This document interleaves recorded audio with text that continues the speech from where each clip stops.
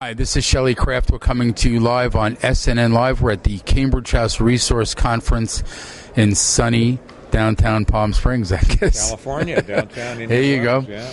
I have Al Korelin of the Korelin Report, a featured speaker and a man about town.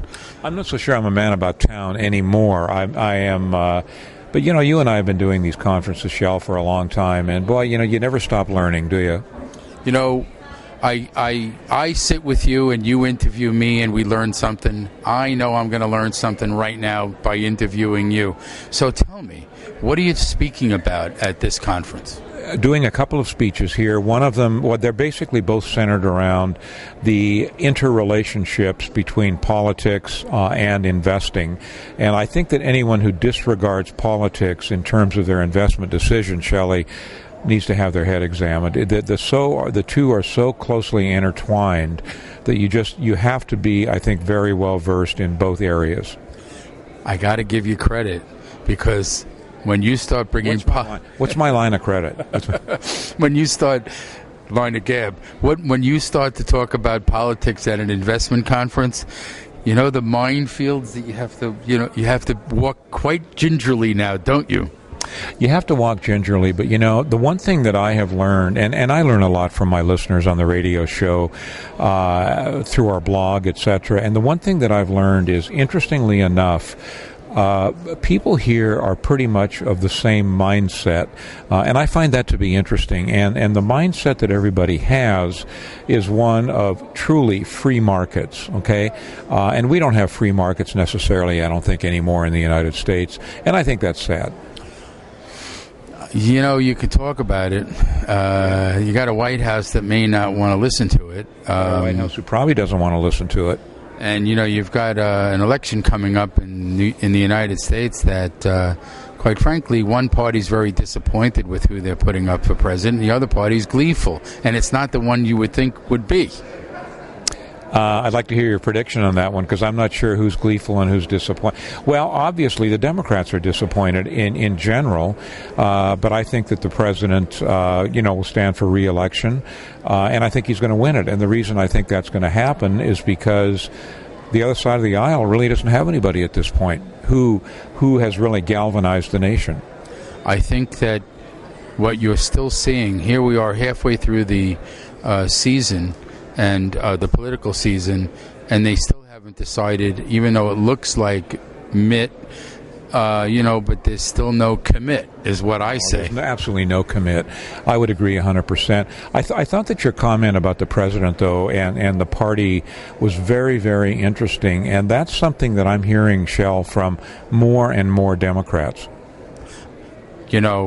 When you now bring in the investment banking world, the standing president hasn't exactly been favorable towards business.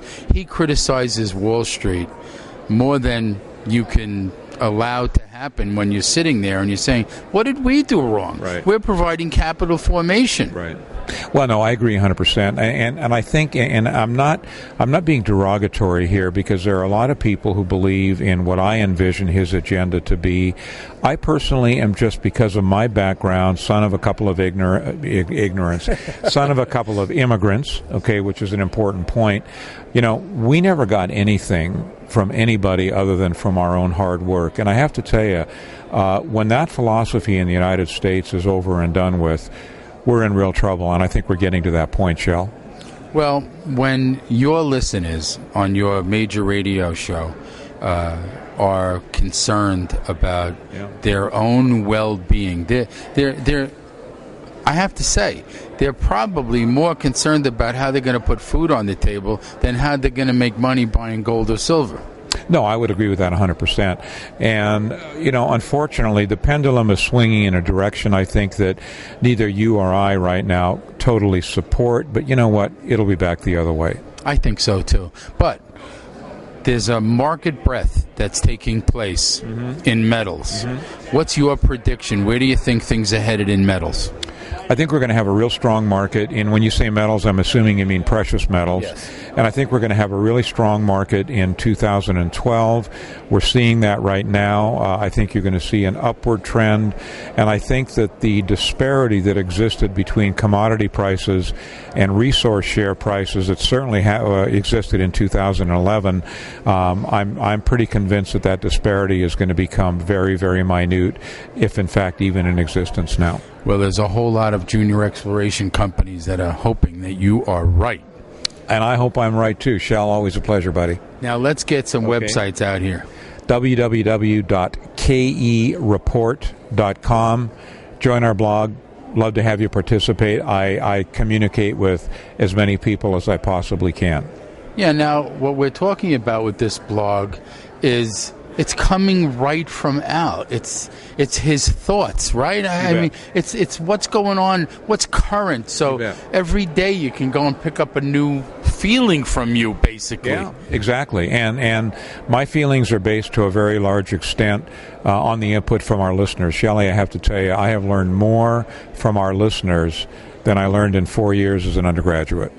Well, you probably learn more every day from just living life. There you go. Right? So let me thank you for coming on. Shelley. Pleasure, buddy. Live. It's always good to have you, Al. Great to be here.